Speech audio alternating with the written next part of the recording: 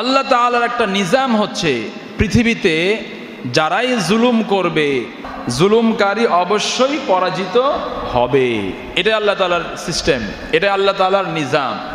সেজন্য আমাদের ইমামগণ লিখেছেন, কোনো কাফের বাদশাহ যদি জালেম না হয়, ইনসাফকারী হয়, তার রাজত্ব টিকে যেতে পারে, দীর্ঘদিন তার রাজত্ব টিকতে পারে। অপরদিকে কোনো মুসলিম বাদশাহ যদি জালেম হয়, তার রাজত্ব টিকবে না। এর বাস্তবতা দেখেন, পৃথিবীতে যারাই জুলুম করেছে, জালেম হয়েছে, তাদের পতন খুব নিকটেই ঘটেছে। বাংলাদেশেও দেখবেন, অন্য দেশেও এটা দেখতে পাবেন। সম্মানিত ভাইয়েরা, সেজন্য রাসূল সাল্লাল্লাহু আলাইহি ওয়াসাল্লাম তার একজন সাহাবী মুআজ বিন জাবাল রাদিয়াল্লাহু তাআলা আনহুকে যখন ইয়েমেনের গভর্নর করে পাঠালেন, তখন তিনি তাকে একটা উপদেশ দিলেন, ইত্তাকি দাওয়াতাল মাজলুম। হে মুআজ, তুমি মাজলুমের বদদুয়াকে ভয় করো।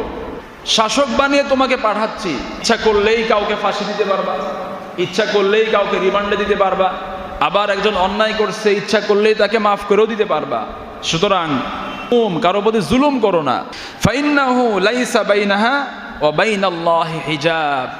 মাজলুমের দোয়া এবং আল্লাহর মধ্যে কোনো পর্দা থাকে না। মাজলুম যদি আল্লাহর কাছে দোয়া করে, সাথে সাথেই আল্লাহ পাক সেই দোয়া কবুল করে নেন। সুতরাং মাজলুমের বদদোয়াকে তুমি ভয় করো। অনেকে মনে করে অনেক মাজলুম তো দোয়া করলো, বদদোয়া করলো, কই জালেমের তো কিছু হয় না।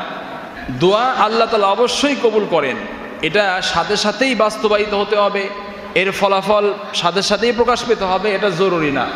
রাসূল সাল্লাল্লাহু আলাইহি সাল্লাম মক্কাতে কাফেরদের জন্য, আবু জাহেলদের জন্য বদদোয়া করেছিলেন।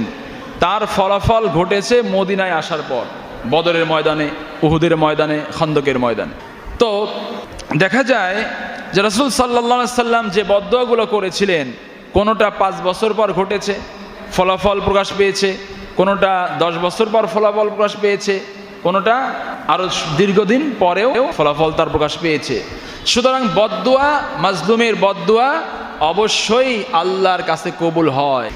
এই গত বছরও বা 1 বছর আগেও অনেক আলেম ওলামা রিমান্ডে যাওয়ার পর যখন নির্যাতনের শিকার হয়েছে, তারা যখন বদদোয়া দিচ্ছে প্রকাশ্যে, অনেক অফিসার, অনেক মানুষে বলেছে, হুজুর এই বদদোয়া আমরা ভয় পাই না, এই বদদোয়া এই 15 বছর ধরে শুনে আইতেছি, কোনো কাজ হয় না, এই বদদোয়া করে কোনো লাভ নাই, এগুলো আমরা ভয় পাই না। তাদের বদদোয়া কবুল হয় নাই, হয়েছে কিনা? সেজন্য মাজলুমের বদদোয়া, এটার মাঝে আর আল্লাহর মধ্যে কোনো